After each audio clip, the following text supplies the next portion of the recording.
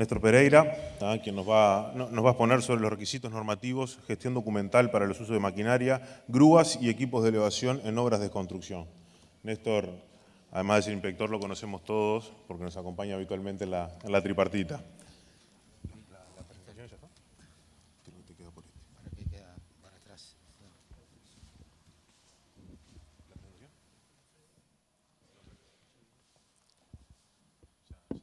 Dale. Sí. ¿Tienes agua? ¿Vos tenés acá?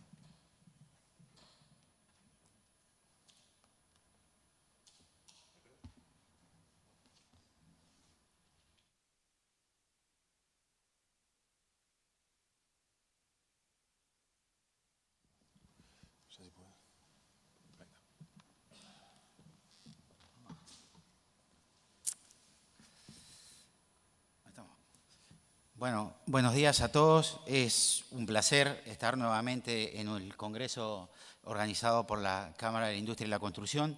La verdad que es un desafío para mí porque Ignacio me pidió que fuera breve y a mí a veces eso me cuesta. El tema del que quería hablarles hoy es de los requisitos normativos y la gestión documental para el uso de maquinarias, grúas y equipos de elevación. Este es un tema que lo hemos tratado muchas veces en la tripartita de la construcción y sobre la que hemos recibido muchas consultas. Sin duda, los proyectos de construcción hoy serían impensables sin la utilización de este tipo de maquinaria. Ahora, los beneficios asociados al uso de esas máquinas vienen acompañados de peligros y riesgos significativos, sobre todo cuando no se operan de manera adecuada estas máquinas, y entendemos que la mayoría de los sucesos o de los accidentes que se producen con este tipo de equipos se pueden evitar con el cumplimiento efectivo de la normativa.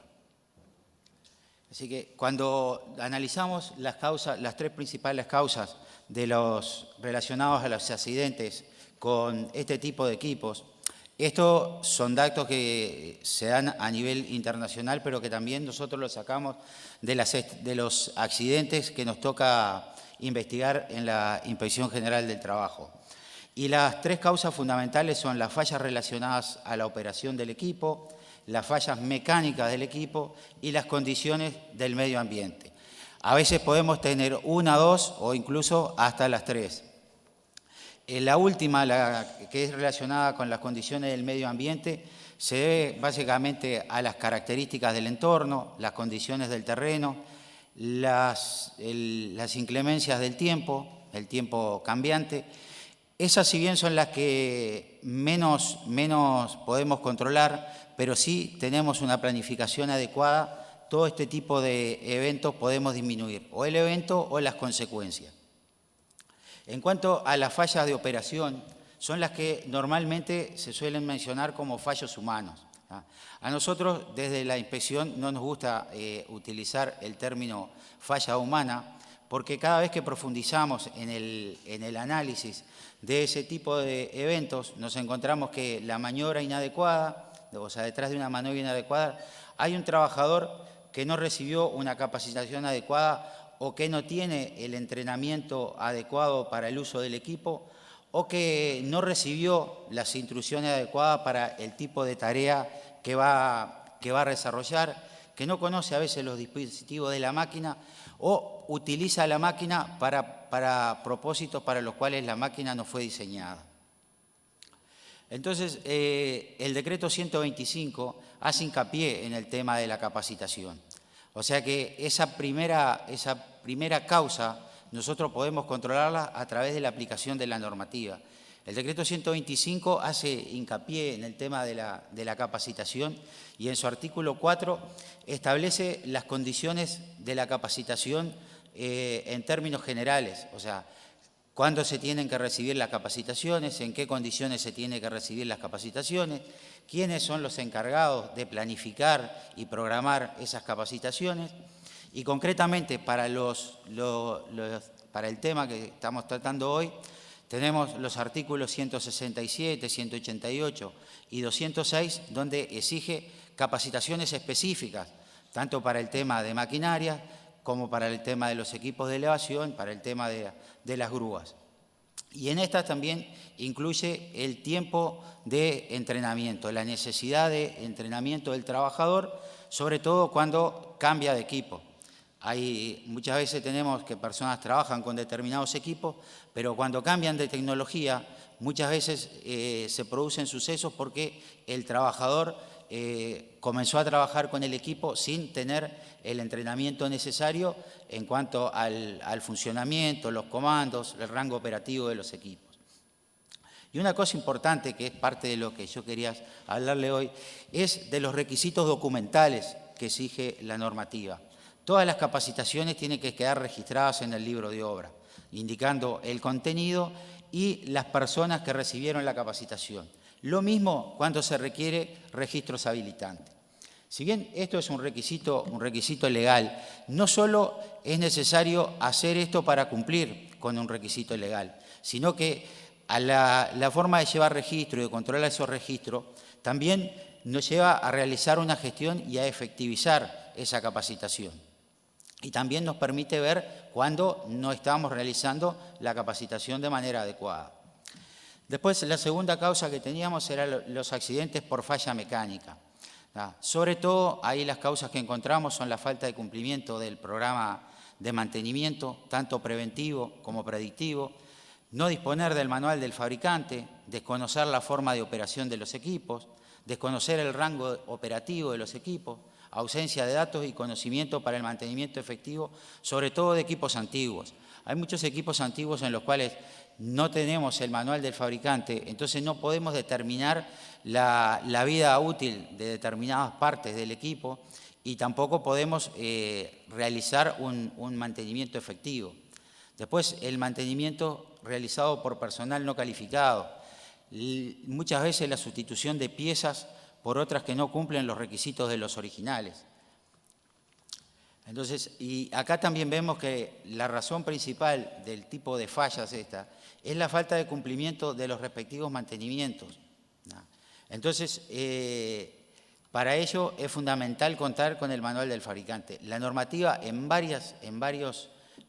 varias partes exige para todo tipo de equipos el tener el manual del fabricante.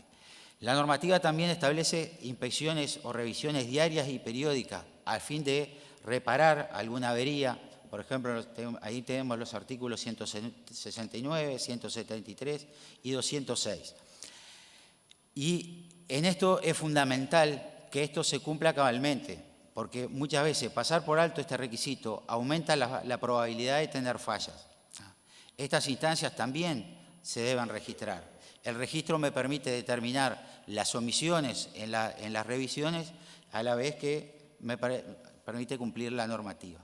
Ahora voy a hablar de un caso particular donde la normativa es específica para los equipos de elevación, sobre todo el tema de grúas, grúas torres, guinches, y es que establece una inspección particular. El artículo 191 establece que antes de instalar cualquier tipo de equipo de elevación hay que realizar una inspección ocular a nivel de piso de todos los elementos que se van a montar, de todos los elementos que van a componer ese equipo. Sobre todo, revisar el correcto estado para darnos cuenta si el equipo está en condiciones de resistir las solicitaciones que va a tener en servicio. Ahí tenemos que revisar el tema de la soldadura, el tema de la corrosión, figuras, deformaciones, desgaste, identificación de los elementos. Y ahí también es importante para ver, por ejemplo, en este tipo de equipos hemos tenido accidentes donde cuando se realiza la investigación se detecta que se produjo porque hubo una falla, porque se cambiaron determinados componentes, faltaron tornillos a la hora de montar la grúa y bueno, se fue a buscar al lugar más cercano, a la ferretería más cercana, y esos elementos que se colocaron no cumplían con las condiciones de el repuesto original. Entonces, una vez que realizamos esa inspección, procedemos a montar el equipo y una vez montado el equipo hay que realizar una nueva inspección y una prueba de carga. Esta segunda inspección es para ver que el equipo está en condiciones, sobre todo el tema de que todos los tornillos están apretados con el torque necesario, que no quedó ninguna parte que está mal, que no quedó un cable que no tiene la tensión que tiene que tener para trabajar. Por ejemplo, que el carro corre por la pluma sin ningún problema. Y esto también, estas inspecciones y la prueba deben quedar debidamente registradas y refrendadas por los responsables con la constancia en el libro de obra. Acá tenemos un tema que muchas veces hay empresas que tienen por su lado su sistema de gestión, en donde de alguna manera llevan todos estos registros y no lo pasan al libro de obra. Entonces está bien que las empresas tengan todos sus registros según su sistema de gestión, pero es importante que todo eso de alguna manera quede referenciado en el libro de obra. Digo, porque el libro de obra generalmente es lo que los inspectores, cuando van a inspeccionar una obra, es lo que exigen y lo que se fijan. Entonces, digo, muchas veces tenemos temas que, no sé si molestamos, o tenemos, las inspecciones llevan más del tiempo necesario, se piden documentación que puede estar en la obra o estar en algún lugar, porque cuando nosotros vamos al libro de obra no está referenciado en el libro de obra. Entonces, esto es bien importante que se cumpla. Después, el artículo 206, que es para los equipos de elevación, que exige una determinada documentación y que es específica. Ahí se solicita el manual del fabricante, las especificaciones técnicas con instrucciones de instalación, montaje, utilización, mantenimiento y especificaciones sobre las reparaciones que se hacen a los equipos y los repuestos. Después también exige las instrucciones para el usuario, donde ahí se debe establecer cuáles son la forma de actuar para las inspecciones diarias, las inspecciones, las averías, las modificaciones que se realizan después de algún evento, y las instrucciones para inspección de elementos especiales. Puede ser como inspeccionar los tornillos, los bulones, los cables, las comprobaciones eléctricas, mecánicas del equipo. Y en el artículo C, en el literal C del artículo, solicita un libro de trazabilidad, un registro de trazabilidad, un libro con historial de la grúa, donde el usuario deberá reseñar como mínimo las siguientes incidencias: el montaje inicial, los sucesivos montajes, los desmontajes, las verificaciones periódicas, las sustituciones de motores y de mecanismos y la sustitución de elementos estructurales. Esto es muy importante porque de alguna manera lo que trata de establecer es de tener una trazabilidad del equipo. Y después el artículo 207. Nosotros tenemos que muchas de las torres grúas que encontramos en las obras han pasado por distintas empresas, algunas incluso se han comprado en remate, entonces es muy difícil tener esa documentación. Entonces el artículo 207 de alguna manera trata de salvar esa situación. Entonces, para las empresas que no posean el manual del fabricante, se les solicita que tengan un estudio estructural y operacional en relación al estado estructural y electromecánico del equipo y que además contemple todos los requisitos que tiene la normativa. Si ustedes leen el decreto 125, en el artículo 208, que es el que viene a continuación de este, establece una serie de dispositivos que tienen que tener los equipos. Con este estudio estructural, lo que intenta de alguna manera es todos esos equipos que, si bien no tenemos una trazabilidad, no tenemos un manual del fabricante, pero que en determinadas condiciones pueden trabajar, lo que se le pide es que haya un profesional detrás, un ingeniero que de alguna manera avale las condiciones operacionales de ese equipo. Indudablemente que si el equipo no tenemos el manual del fabricante y todas esas cosas, el equipo va a trabajar en el grado mínimo de sus condiciones. Y bueno, esto también se le pide para los equipos que tienen más de 20 años de fabricación o los que no puedan acreditar la fecha de fabricación. La normativa dice que este estudio debe hacerse como máximo con una periodicidad de un año, o lo que indique el profesional actuante. O sea que si el profesional actuante entiende que ese plazo se puede extender por las características del equipo, el plazo será el que el profesional determine. Bueno, sobre el tema de Grúas Torres, yo les quería dejar un documento que elaboró la Inspección General del Trabajo, que es una ficha técnica de prevención, ¿ya?, en la cual la número 8 habla específicamente de los equipos de elevación sobre las Grúas Torres. Y bueno, ahí en esa ficha, que es una ficha que lo que hace son recomendaciones que se hacen en base a las normas legales y a recomendaciones técnicas. Acá ustedes van a encontrar, aparte de lo que exige la normativa, bueno, que establecen las normas UNIT y las normas ISO sobre este tipo de equipo. Yo los invito a que puedan mirarlo, el material está disponible en la página web del Ministerio. Ustedes entran o simplemente en el Google ponen ficha técnica de prevención Grúas Torres y les va a aparecer. Este es un material bien importante, digo, porque creemos que es un aporte importante a la gestión y al manejo de este tipo de equipos. Y bueno, estamos trabajando y en breve esperemos tener más fichas de estas, sobre todo sobre estos temas que estábamos tratando. Bien, como redondeando, los requisitos documentales que son exigibles sobre estos equipos que estamos hablando, fundamental, el manual del fabricante, las constancias de capacitación con los registros habilitantes cuando correspondan, los registros de inspecciones diarias y periódicas, los registros de mantenimiento, el registro de trazabilidad o libro con el historial de la grúa, que debe incluir el estudio estructural del que estábamos hablando y de corresponder.